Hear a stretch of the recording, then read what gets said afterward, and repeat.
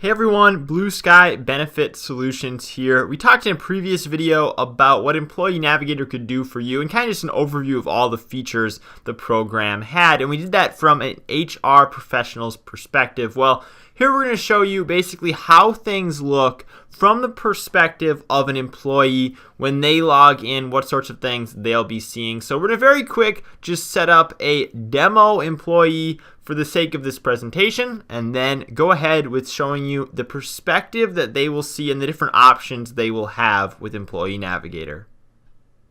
So now at this point, Employee Navigator has sent out an automated email from which the employee can click a link, and now they can begin viewing these documents, these same documents that usually you would give the employee in person. Now, they all are electronically signed, so you can see when I click the Sign Document button, it signs it just by simply clicking that button. That authorizes that the person has consented to whatever the form says. Then it's going to request a little bit more personal information as far as an address or whatnot. And then it's going to take them to the W-4, basically asking for their withholdings. Once again, this is something that they would have done previously on a paper form. Now they're able to just sign it simply by clicking the button. Same goes for the Minnesota withholdings form. And yet again, the same goes for the I-9. And the self-identification form, and the emergency contact. So we'll type that in real quick.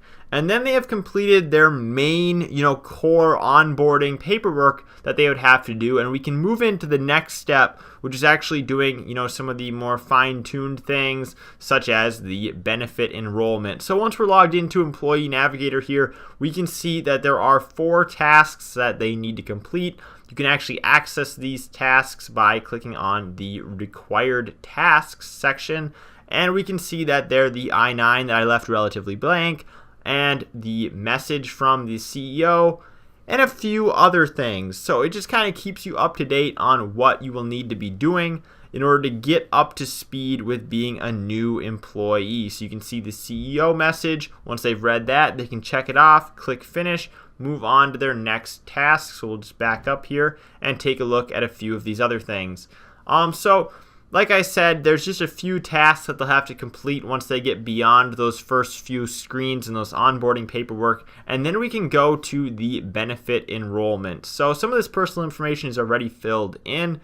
Other things like the dependents, they would have to add manually as you've not collected that information from them yet. And then from here, it starts to give them costs of the benefits and gives them a choice, which ones they want to enroll in. You can see I'm just going to select this one, and then we'll even take a look here and compare it. So the employee versus the employee plus spouse, the plus child, multiple children, family. This gives you a price breakdown for all of those. Very easy to see. We can move on to the next one. You can see here there's 2 different options. You have the accident care or the group accident plan. They can make a selection accordingly. And then in the event that maybe they wouldn't want the coverage at all, they can select that they don't want the benefit and then just explain why, and it will move them on to the next screen. So then at the very end, I'm able to get an idea of how much this is going to cost every single pay period.